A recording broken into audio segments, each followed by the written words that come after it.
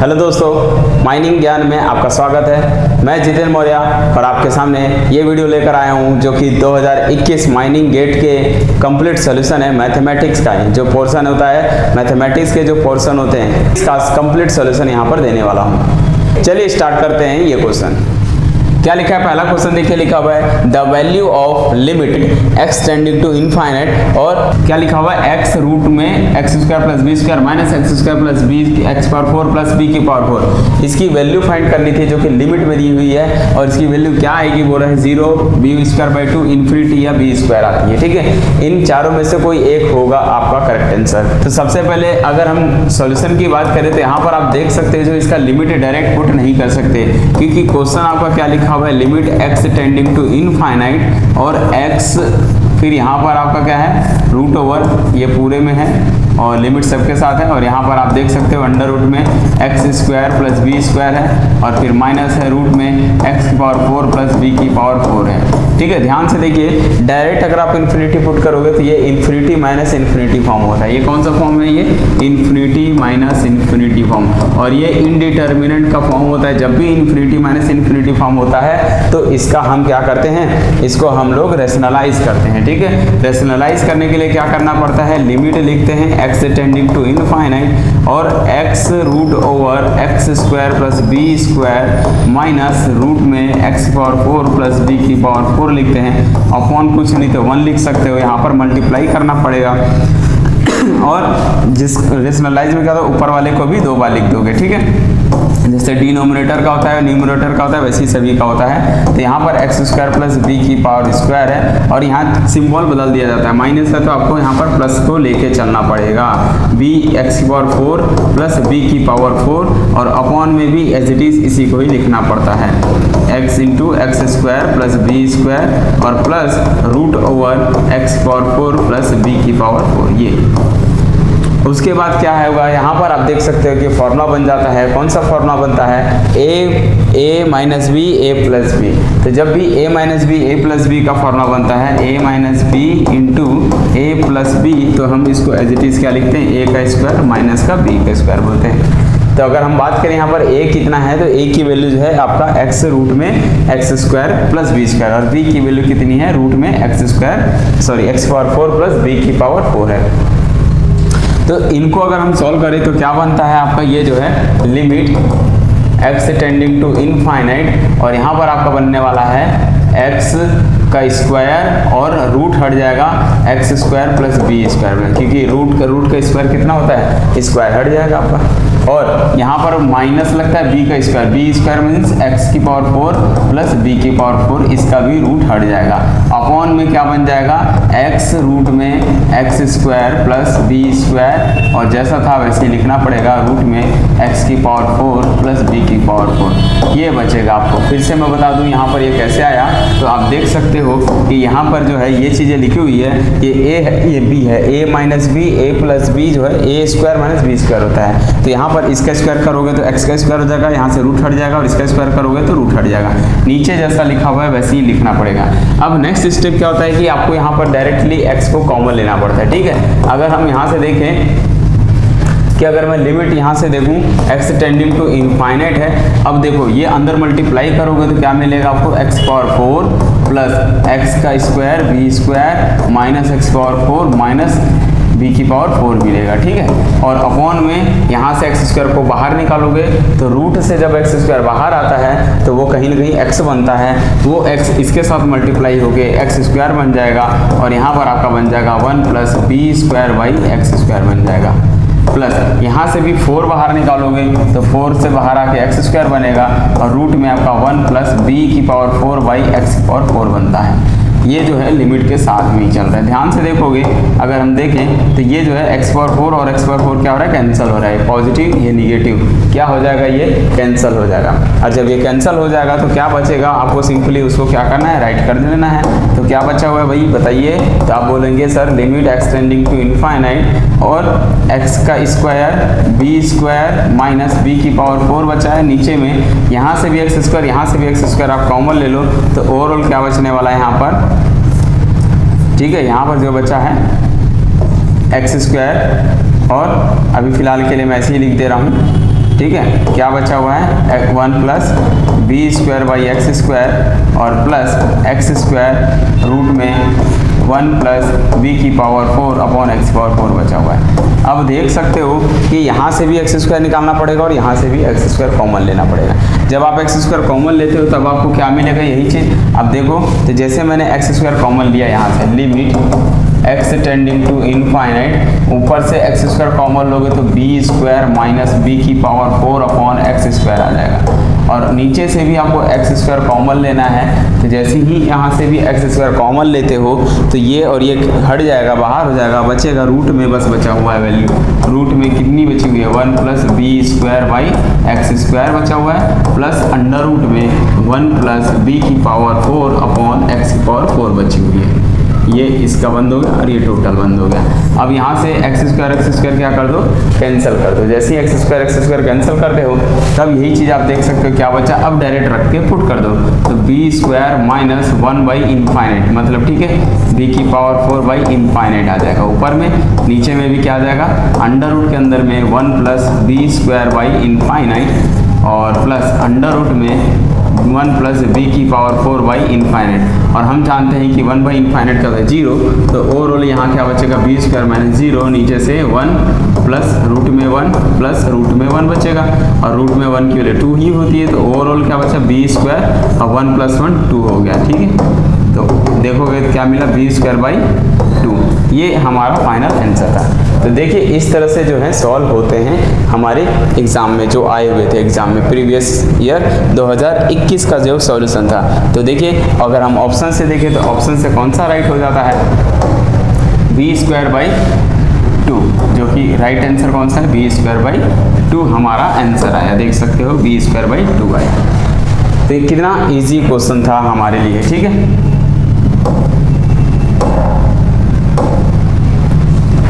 चलिए next question देखते हैं क्या लिखा हुआ है। नेक्स्ट क्वेश्चन को भी पढ़ते हैं, ये भी आसान था क्वेश्चन, जो न्यूमेरिकल मेथड का था, ये हमारा NA का था। क्या लिखा हुआ है, the value of the integral i की वैल्यू 0 to 4 थी और रूट में x इंटू dx था। Compute using Simpson 1/3 rule with 2 सब इंटरवल्स, 2 सब इंटरवल्स में तोड़ना था और इसका क्या है एक सिम्पसन 1/3 रूल लगाना था। ठीक है, तो अगर हम सॉल्यूशन की बात करें तो देख सकते हो सबसे पहले तो आप ये देखिए कि गिवन क्या क्या चीज़ है। तो गिवन है i की वैल्यू कितनी है भाई, आप बोलोगे 0 to 4 है, अंडर रूट में x, ये चीज़ें अपने को क्या है गिवन है। ठीक है, अब यहाँ से ये चीज़ दी हुई है तो यही आपका y है। अंदर वाला क्या होता है भाई, बोलो अंदर वाला y होता है, मतलब y की वैल्यू कितनी हो गई √x हो गई। अच्छा ये क्या हो गया a की वैल्यू है 0, ये क्या हो गया b की वैल्यू कितनी हो गई 4। बचा n क्या होता है आपका जो है सब इंटरवल्स होते हैं। कितने सब इंटरवल्स हैं अगर हम बोले तो सब इंटरवल की संख्या कितनी है, तो सब इंटरवल्स की संख्या 2 है। देखो लिखा हुआ है यहाँ पर 2 सब इंटरवल्स है, मतलब n की वैल्यू जो है 2 है। आपको सबसे पहले h कैलकुलेट करते हैं। h का फॉर्म होता है b माइनस a अपॉन का n होता है और यहाँ पर आप देख सकते हो b कितना है 4 है, 4 माइनस 0 अपॉन का n की वैल्यू कितनी है 2 है। तो ओवरऑल देखो काटोगे तो कितना आ जाएगा 2, यानी कि गैप, ये h क्या बताता है गैप, कितने का अंतर होना चाहिए नेक्स्ट इंटरवल के बनाने के लिए।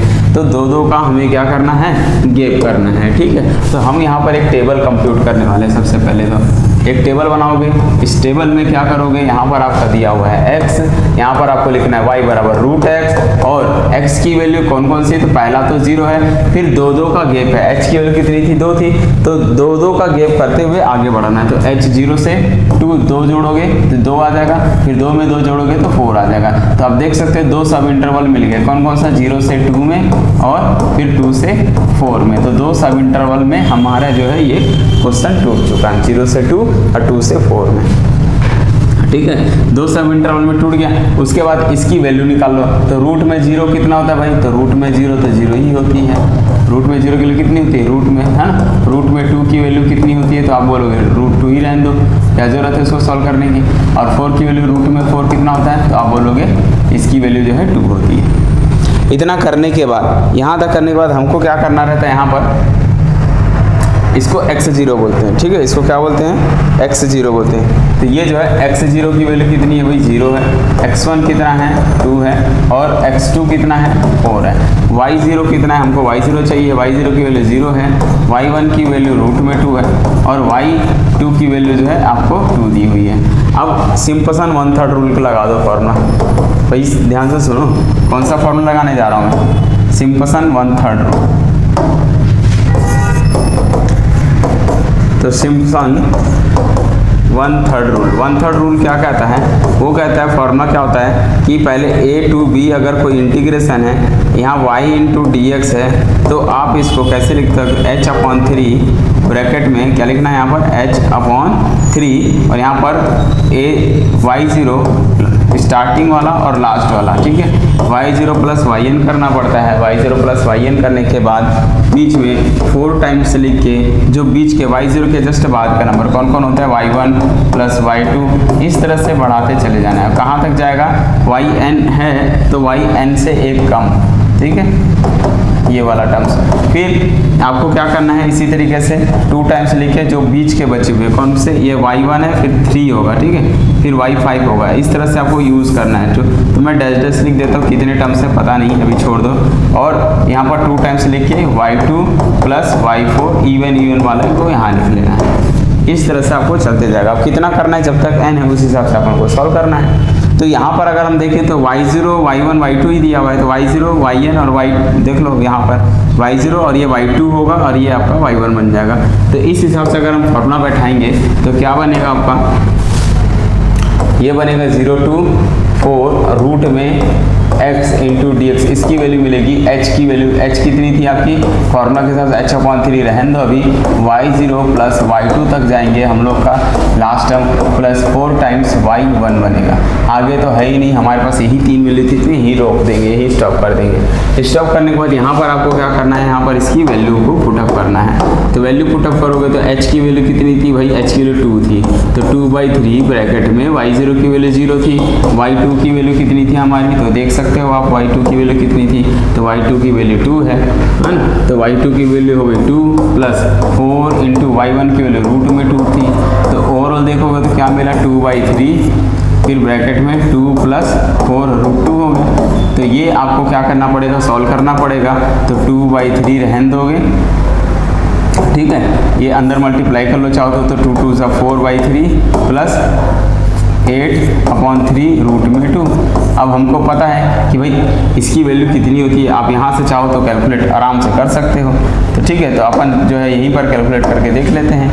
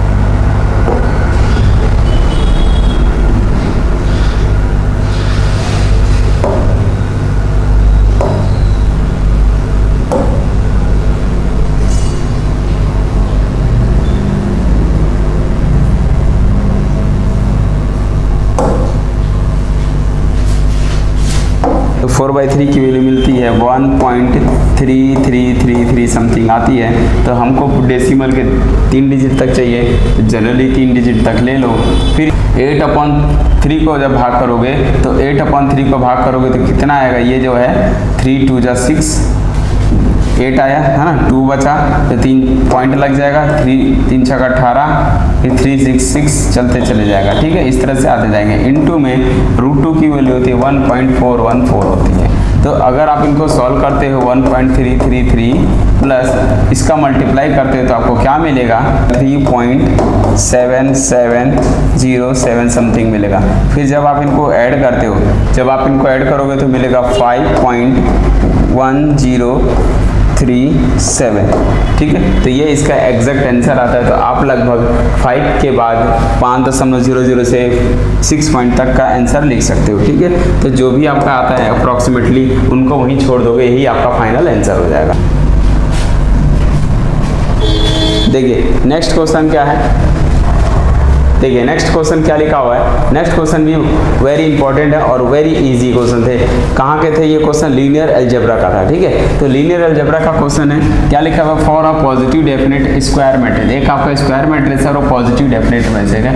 तो द ट्रू स्टेटमेंट इज, इनमें से कौन सा ट्रू है? A B C D में से कौन सा ट्रू स्टेटमेंट है, ठीक है। तो क्या लिखा है? फर्स्ट स्टेटमेंट पढ़ो कि द मैट्रिक्स इज सिंगुलर, मतलब अगर कोई पॉजिटिव डेफिनेट है वो भी स्क्वायर मैट्रिक्स है तो उसके बारे में बोल रही है एक सिंगुलर बनेगा कि मतलब द मैट्रिक्स वो सिंगुलर है। दूसरा all the eigen values of the matrix are greater than 0, क्या सभी की आइगन वैल्यू, एक ही आइगन वैल्यू 0 से बड़ी होगी। दूसरा बोलता है all the eigen values of the matrix are 0, क्या सभी आइगन वैल्यू 0 है।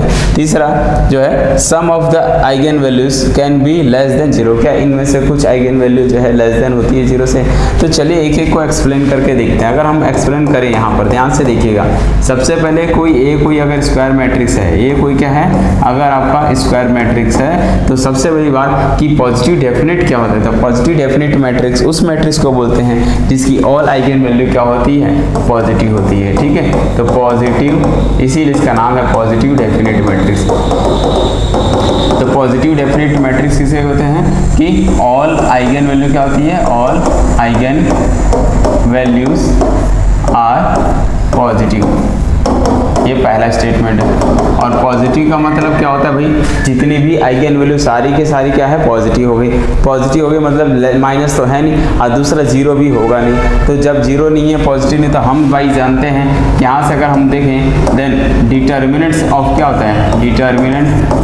डिटर्मिनेंट ऑफ ए, उस ए का डिटर्मिनेंट्स किसके बराबर होता है? Product of eigen value, product of eigen value, है ना। प्रोडक्ट ऑफ आइगन वैल्यू होती है और हमको पता है आइगन वैल्यू सारी की सारी क्या है? पॉजिटिव है। उनका प्रोडक्ट करोगे ऑलवेज क्या मिलेगा? 0 से बड़ा मिलेगा, ठीक है। मतलब हम सीधा सीधा बोलते हैं कभी भी 0 नहीं आएगा। मतलब हम बोल सकते हैं कि आइगन वैल्यू का प्रोडक्ट 0 के बराबर नहीं आएगा। मतलब अगर ए का डिटर्मिनेंट्स अगर 0 नहीं आया तो यहाँ से हम बोलते हैं कि भैया ए कौन सा मैट्रिक्स हो गया? Non singular matrix. ए कौन सा मैट्रिक्स हो गया? Non singular matrix. तो अगर हम देखें तो अगर कोई पॉजिटिव डेफिनेट मैट्रिक्स है मतलब उसकी ऑल आइगन वैल्यूज पॉजिटिव होगी मतलब 0 से बड़ी हो गई, ठीक है। अब जब 0 से बड़ी नंबर का अगर आप मल्टीप्लाई करते तो 0 से बड़ा ही आता है। और डिटर्मिनेंट्स क्या कहता है? उनका प्रोडक्ट है। तो कहीं ना कहीं यहाँ पर जो है प्रोडक्ट आइगन वैल्यू का प्रोडक्ट 0 नहीं आएगा। जब वो 0 नहीं आया तो मतलब डिटर्मिनेंट्स भी 0 नहीं है। अब डिटर्मिनेंट्स भी 0 नहीं है मतलब उसकी जो है उस मैट्रिक्स को हम नॉन सिंगुलर मैट्रिक्स बोलते हैं, सिंगुलर नहीं बोलते हैं। तो भाई डिकार्ड्स में तो मतलब अगर हम काटना चाहें तो किस किस को काट सकते हैं? तो देख सकते हो तो पहला द मैट्रिक्स इज सिंगुलर, गलत, वो सिंगुलर तो होता नहीं है। वो कौन सा मैट्रिक्स होता है? नॉन सिंगुलर मैट्रिक्स होता है। दूसरा अगर हम देखें कि all eigen values are the matrix are greater than 0 से हमेशा बड़ी होती है। This is a correct option, ठीक है। थर्ड ऑप्शन क्या था? All eigen values of the matrix is 0, कि सभी का अगर 0 हो गया तो फिर डिटरमिनेंट 0 हो गया। डिटरमिनेंट 0 होने से फिर से वो सिंगुलर बन जाएगा, तो ये भी कहीं ना कहीं रॉन्ग हो जाएगा। सम ऑफ कुछ आइगन वैल्यूज जो है लेस देन 0, अगर एक भी लेस देन से 0 से गई तो फिर पॉजिटिव डेफिनेट नहीं मिलेगा, क्योंकि रूल होता है कि ऑल पॉजिटिव होने चाहिए आइगन वैल्यू, तभी वो मैट्रिक्स आपका कैसा होता है? पॉजिटिव डेफिनेट मैट्रिक्स होता है। आई थिंक आप लोग को क्लियरली समझ में आ गया होगा कि ये क्वेश्चन कितना स्ट्रेट फॉरवर्ड क्वेश्चन था, यानी कि जिसको अच्छे से आपने अगर तैयारी किया हुआ है तो ये जो है आपको बस पढ़ने से ही इसका सोल्यूशन समझ में आ जाता है कि इसको किस तरह से सॉल्व किया जाता है, ठीक है। काफी आसान क्वेश्चन था ये मैट्रिक्स। तो ये भी हमारा कट हो जाता है। तो ये जो है आपके कितने आसान क्वेश्चन थे, ठीक है। तो एक लास्ट क्वेश्चन और जो है पूछा हुआ था, उस क्वेश्चन को अगर हम देखें, ये लास्ट क्वेश्चन है। तो इस जो है हमारे 2021 में माइनिंग में 4 क्वेश्चन थे जो कि वेरी इंपॉर्टेंट क्वेश्चन थे मैथमेटिक्स के, ठीक है। चलिए फोर्थ क्वेश्चन और लास्ट क्वेश्चन क्या था कि द वेक्टर ए और B act in a plane. 2 vector हैं किसी प्लेन में, प्लेन मीन्स हवाई जहाज वाला प्लेन नहीं, प्लेन मीन्स समतल, ठीक है। किसी प्लेन में ये क्या कर रहे हैं, हमारे जो है ये वेक्टर्स दिए हुए हैं, जो डायग्राम दिया हुआ नीचे। फिर बोल रहा है कि the magnitude of the vector, इस वेक्टर सी का आपको मैग्नीट्यूड फाइंड करना है, जहां पर सी वेक्टर कैसे जनरेट हुआ है, ए प्लस बी का वेक्टर्स और ए माइनस बी के वेक्टर के क्रॉस प्रोडक्ट से मिलकर सी वेक्टर बना हुआ है। तो आपको इसका मैग्नीट्यूड फाइंड करना है। तो मैग्नीट्यूड के लिए अब इनमें से ऑप्शन पहला क्या है, 0 होगा इसका मैग्नीट्यूड, कि इसका half of the area bounded of the vector, मतलब आधा होगा, हाफ होगा area of bounded by the vector A and B. इस वेक्टर ए और बी से मिलकर जो बना होगा उसके एरिया का ये हाफ होगा। तो इस तरह से जो है ऑप्शन दिया हुआ और ग्राफली ऐसा कुछ डायग्राम प्लेन बना हुआ था आपका, ये जो है डायग्राम दिया हुआ था आपका, ठीक है। चलिए equal to the area of bounded by the vector, A और बी के वेक्टर का जो एरिया से बनता है उसके इक्वल आता है कि ट्वाइस आते हैं, ठीक है। चलिए कोई दिक्कत नहीं, इसको हम सॉल्व करते हैं बेसिकली से। तो क्या बनता है भाई, आपको देख सकते हो सी की वेक्टर क्या दी हुई है, सी वेक्टर बराबर जो था वो A vector plus B vector cross और क्या बना था, A vector minus B vector से मिलकर बना था। अगर हम इसका प्रोडक्ट करें तो कैसे करते हैं, ए वेक्टर क्रॉस ये वाला वेक्टर पूरा A vector minus B vector, normally जैसे बचपन में सीखे थे 12th क्लास में, प्लस बी वेक्टर का जगह हम मल्टीप्लाई करेंगे तो यहाँ क्रॉस लगेगा A vector minus B vector के साथ। अब ये अंदर जाएगा तो क्या बनेगा, A vector cross A vector बनता है, minus A vector cross B vector बनता है, plus B vector cross A vector बनता है, minus B vector cross B vector बनता है। और हमको यहाँ पर सीखे हैं कि I vector cross I vector क्या होता है, 0 होता है। जब भी हम सेम वेक्टर का सेम के साथ प्रोडक्ट करते हैं, वो भी कौन सा प्रोडक्ट, क्रॉस प्रोडक्ट करते हैं, तो इनकी वैल्यू 0 होती है, ठीक है। तो यहाँ से हम बोल सकते हैं ये 0 हो जाएगा, minus A vector cross B vector होता है, plus B vector cross A vector होता है, ये आपका माइनस 0 बन जाएगा। तो ये दोनों खत्म हो गए। उसके बाद मैं इसको चेंज कर रहा हूँ, ठीक है। इसको चेंज करूँगा, ये B vector cross A vector लिखूंगा तो ये पॉजिटिव हो जाएगा। क्यों, क्योंकि यहाँ पर हमने एक फॉर्मूला पढ़ा हुआ था कि अगर हम वेक्टर के क्रॉस को अगर हम चेंज करते हैं तो ये जो है माइनस डायरेक्शन लग जाता है। ये है फॉर्मूला होता है कि अगर आप ए वेक्टर बी को बी क्रॉस ए करना चाहते हो तो आपको जो है सामने माइनस लगाना पड़ेगा। किसी भी 2 वेक्टर को क्रॉस को अगर आप बदलते हो तो सामने माइनस लगता है, तो ये माइनस है तो मैं प्लस कर दिया। अब ये देख सकते हो 2 टाइम्स आ गया किसका, B vector cross A vector. तो ए और बी वेक्टर्स का ये क्या बन गया, ट्वाइस हो गया। तो इसका जो मैग्नीट्यूड होता है वो कहीं ना कहीं कौन सा ऑप्शन करेक्ट होगा, अगर हम देखें तो जो है मैग्नीट्यूड के हिसाब से ये खत्म हो गया, 0 आया नहीं, ये भी आया नहीं, ये भी आया नहीं, जो है किसके इक्वल आया, ट्वाइस टू द वेक्टर, है ना, area bounded by the vectors A और बी। ए और बी वेक्टर के एरिया का जो बाउंडेड एरिया है उनका ये ट्वाइस मिलता है, ये इसका मैग्नीट्यूड इस वेक्टर सी का। देखिए कितना आसान क्वेश्चन था, पूछा था, ठीक है। तो उम्मीद करते हैं इसी तरह से आपको ये जो कंप्लीट आपको सॉल्यूशन का पैकेज जो था वो आपको समझ में आया होगा। इसी प्रकार हम नेक्स्ट वीडियो डालेंगे जो कि नेक्स्ट 2020 के जो है क्वेश्चन का कंप्लीट सॉल्यूशन आपको प्रोवाइड किया जाएगा। और अगर आपको ज़्यादा ज़रूरत है किसी की और अगर आपको डिटेल में देखना है और आपको कुछ संपर्क करना है मुझसे तो डायरेक्टली मुझसे संपर्क कर सकते हैं, ठीक है।